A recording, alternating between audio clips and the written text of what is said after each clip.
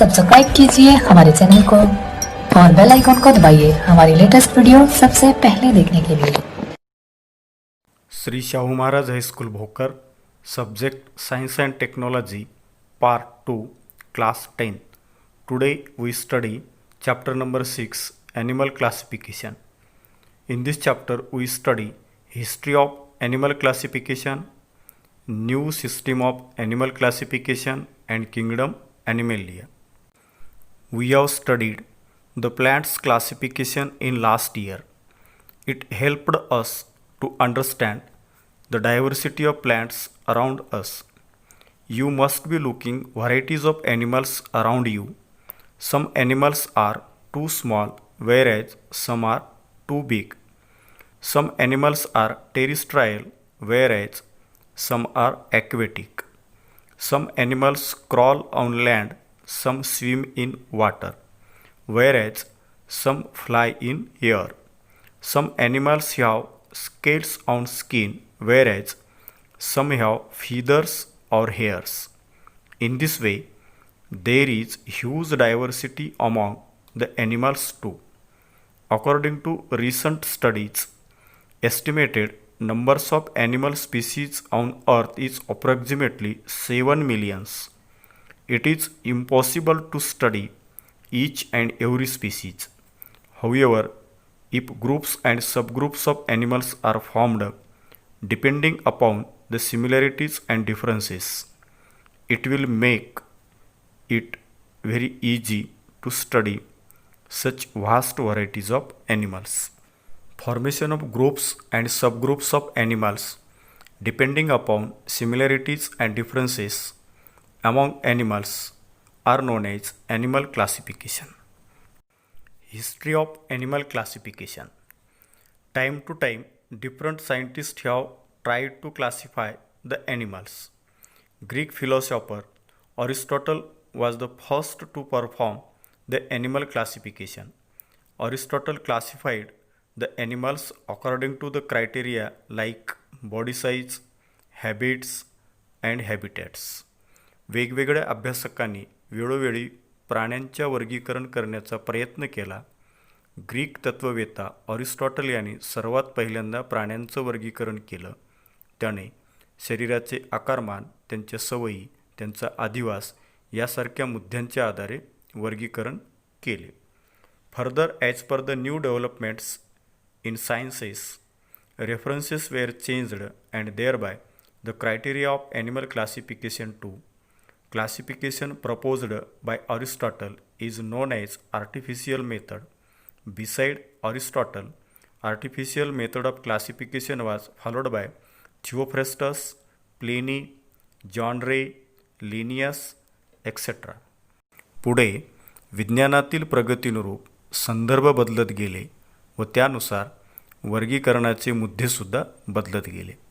Aristotle यांनी वापरलेल्या वर्गीकरणाच्या पद्धतीला कृत्रिम पद्धत असे म्हणतात.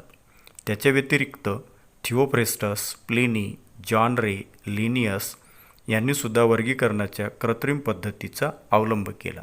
Latter on natural system of classification was followed.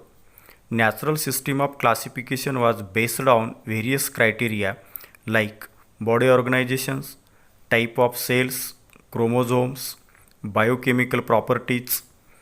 By the time system of classification based on evolution was also brought into practice, it was used by Domzhansky and Mayer. Recently, Carl Woese has also proposed the animal classification. कालांतराने वर्गीकरणाच्या नैसर्गिक पद्धतीचा अवलंब करण्यात आला. वर्गीकरणाची नैसर्गिक पद्धतही सजीवांचे शरीररचनेविषयी गुणधर्म, त्यांच्या पेशी, गुणसूत्र, जैवरासायनिक गुणधर्म यासारख्या मुद्द्यावर आधारित आहे. कालांतराने उत्क्रांतीवादावर आधारित असलेली वर्गीकरण पद्धत अंमलात आणल्या गेली. डॉम्झ्की आणि मेयर यांनी या पद्धतीचा अवलंब करून प्राण्यांचे वर्गीकरण केले. अलीकडच्या काळात कार्ल वूज यांनीसुद्धा प्राण्यांचं वर्गीकरण केलेले आहे.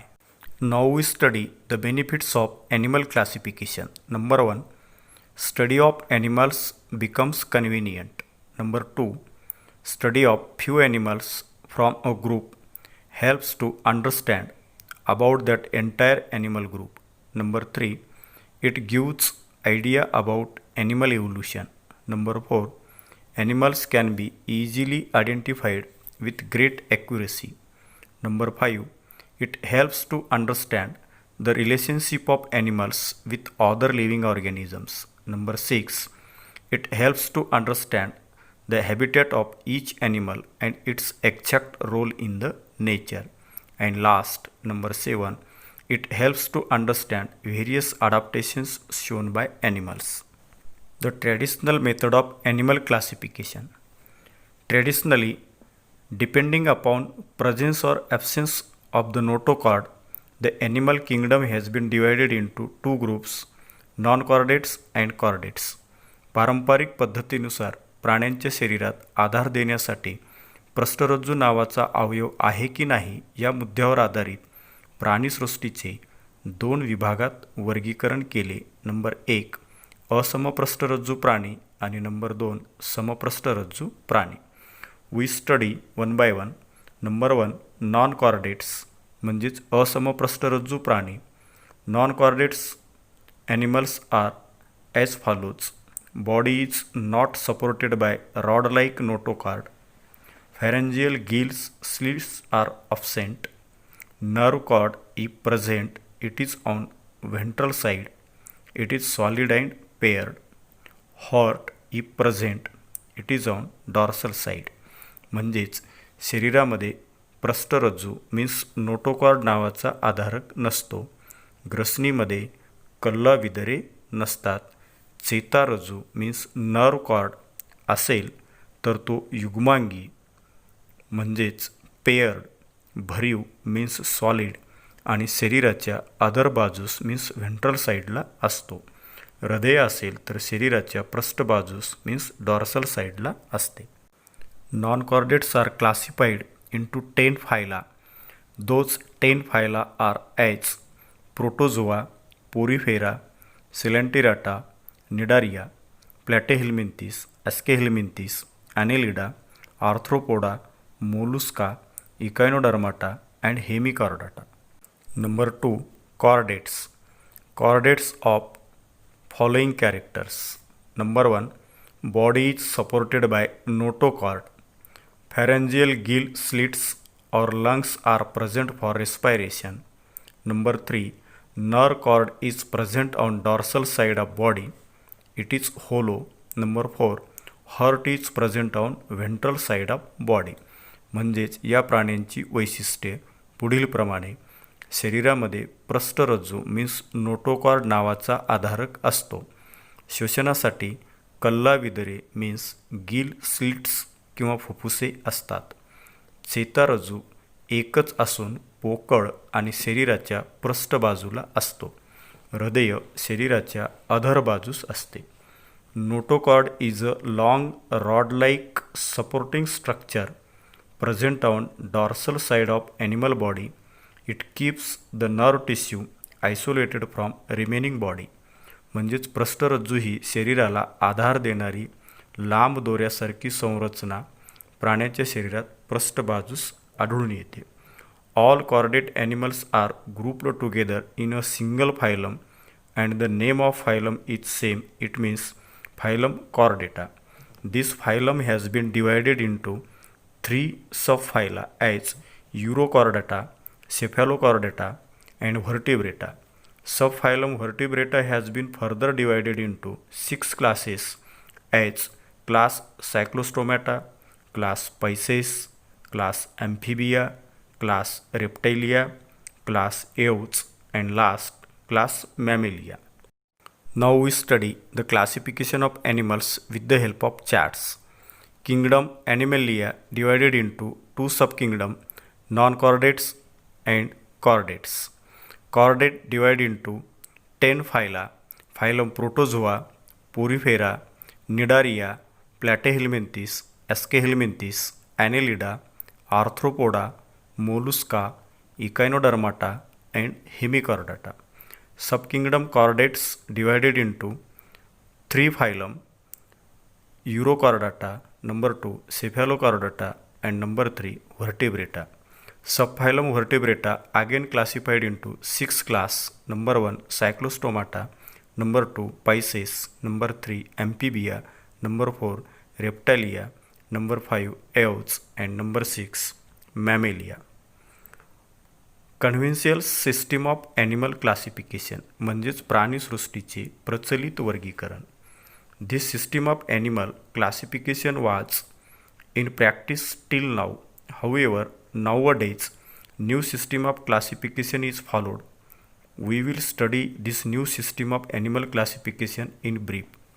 आत्तापर्यंत प्रचलित असलेली प्राण्यांची वर्गीकरण पद्धत, परंतु सध्या एका नवीनच वर्गीकरणाचा अवलंब केला जात आहे. या नवीन वर्गीकरणाच्या पद्धतीचा आपण थोडक्यात आढावा घेऊया. At present, according to the 5 kingdom classification system of Robert Whittaker, all multicellular animals are included in kingdom animalia. This system of classification is based upon some criteria like body organization, body symmetry, body cavity, germinal layers and segmentation. सध्या Robert व्हिटाकरच्या पंचसृष्टी पद्धतीनुसार फक्त सर्व बहुपेशीय प्राण्यांचा समावेश प्राणीसृष्टी यामध्ये केलेला आहे.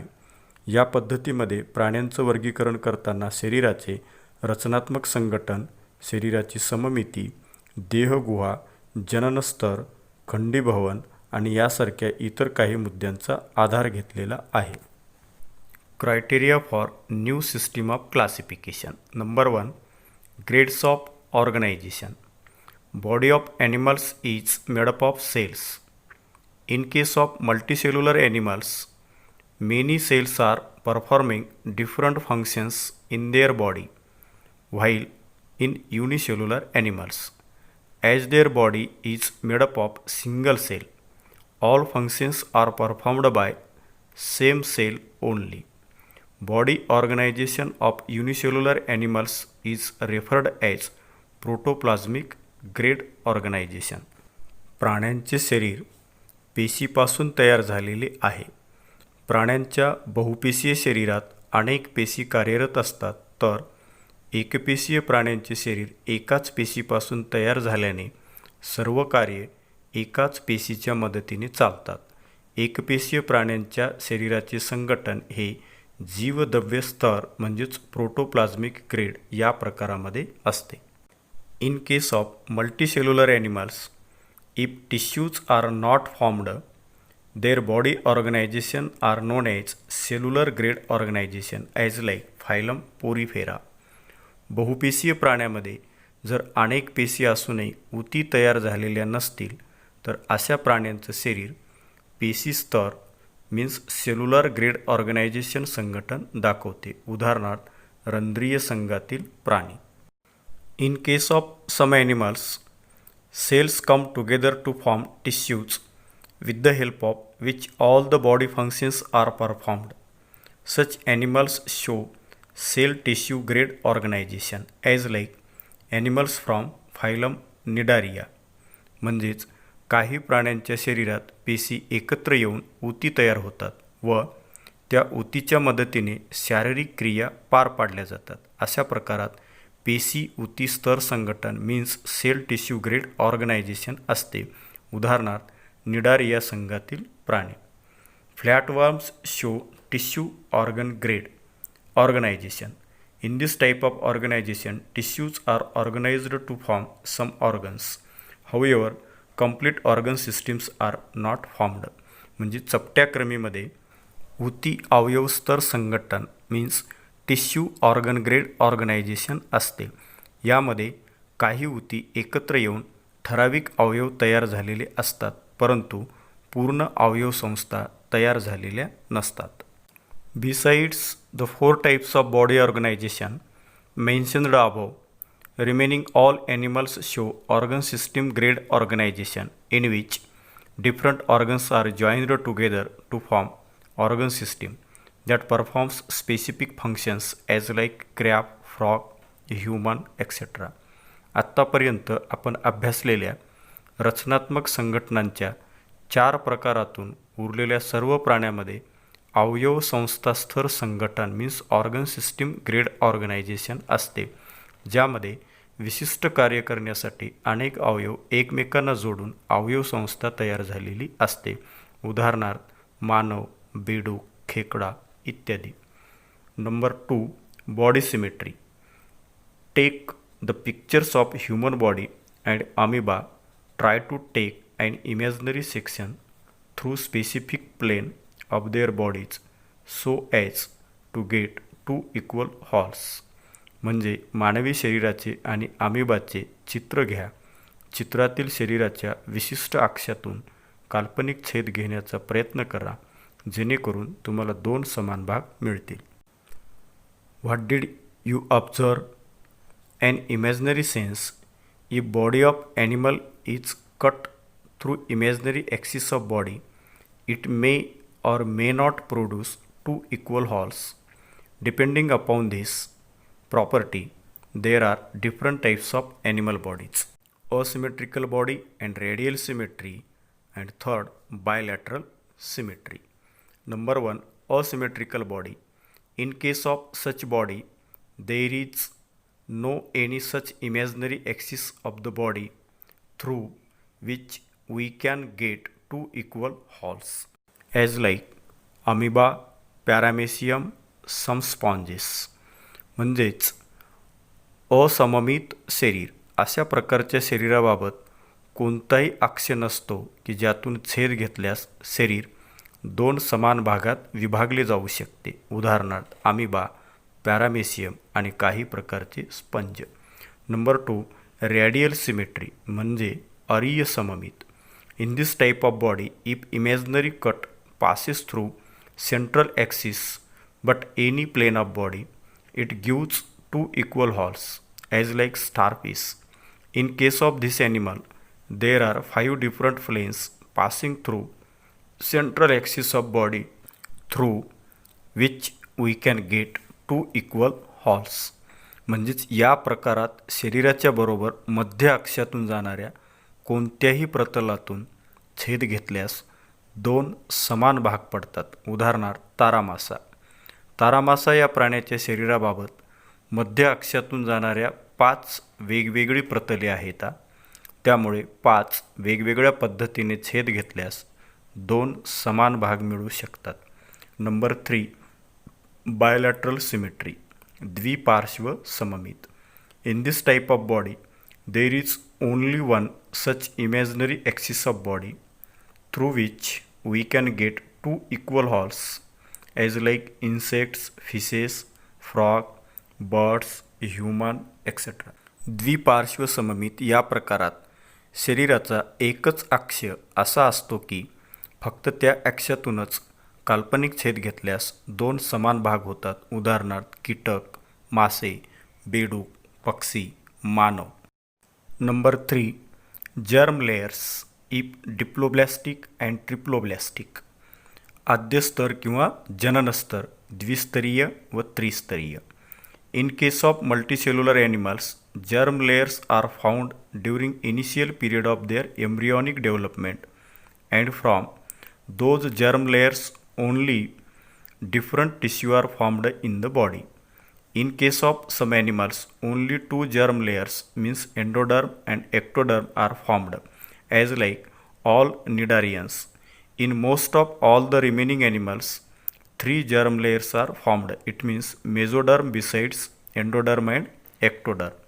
बहुपेशीय प्राण्याबाबत त्यांच्या भ्रूणावस्थेतील वाढीच्या सुरुवातीच्या काळात पेशींचे आद्यस्तर तयार होतात व त्या आद्यस्तरापासूनच त्या प्राण्याच्या शरीरातील विविध ऊती तयार होतात.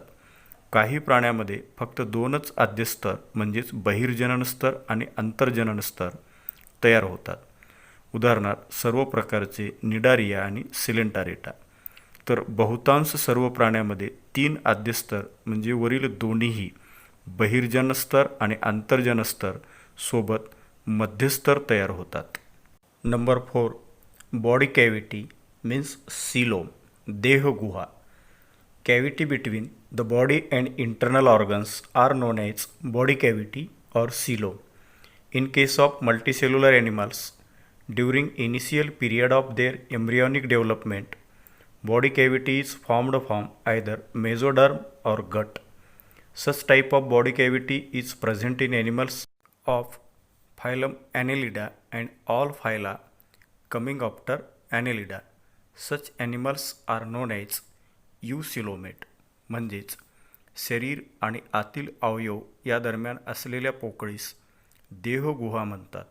बहुपेशीय प्राण्यांच्या भ्रूणावस्थेत वाढीच्या काळात मध्यस्थरापासून किंवा आतड्यापासून देहगुहा तयार होते. अशा प्रकारची देहगुहा वलयी प्राणीसंघ व त्यानंतरच्या सर्व संघातील प्राण्यांच्या शरीरामध्ये असते. अशा प्राण्यांना सत्य देहगुहा मीन्स eucoelomate असणारे प्राणी असे म्हणतात. Body cavity is absent in case of animals from phyla Porifera, Cnidarial, Platyhelminthes. Such animals are called as ocoelomate. म्हणजे रंध्रीय प्राणी निडारिया, चपट्या क्रमींचा संघ या संघातील प्राण्यांच्या शरीरात देहगुहा नसते. अशा प्राण्यांना देहगुहाहीन प्राणी असे म्हणतात. In case of animals from phylum Aschelminthis, they have body cavity, but it is not formed by the above mentioned two ways. Hence, those animals are known as pseudocoelomates. म्हणजेच गोलक्रमीच्या शरीरात देहगुहा असते, पण ती वर नमूद केलेल्या पद्धतीने तयार झालेली नसते, म्हणून त्यांना खोटी किंवा फसवी देहगुहा असणारे म्हणजेच सुडोसुलोमेट असे म्हणतात. नंबर 5 बॉडी सेगमेंटेशन म्हणजेच खंडीभवन. If the body of animals is divided into small and similar units, then such body are known as segmented body and each small unit are known as segment, as like animals like earthworm from phylum Annelida. जर प्राण्यांचे शरीर छोट्या छोट्या समान भागात विभागले असेल तर अशा शरीराला खंडीभवित शरीर असे म्हणतात आणि प्रत्येक छोट्या भागाला खंड मीन्स सेगमेंट असे म्हणतात. उदाहरणार्थ वलयी प्राणी संघातील सर्वच प्राणी. Now we study animals classification with the help of above mentioned criteria through chart. Kingdom Animalia. On the base of body organization divided into two grades. Number 1 cellular grade and number 2 tissue, organ and organ system grade. Cellular grade animal have a asymmetrical body and ocoelomate as like Porifera. Tissue, organ system grade animal by the base of body symmetry again divided into two, radial symmetry and bilateral symmetry. Radial symmetry have a ocoelomate body as like Cnidaria. Bilateral symmetry again divided into three parts, ocoelomate, pseudocoelomate and eucoelomate. Ocoelomate have a Platyhelminthes. Pseudocoelomate have a Aschelminthis and ocoelomate again divided into 6 phyla: Annelida, Arthropoda, Mollusca, Echinodermata, Hemichordata and Chordata.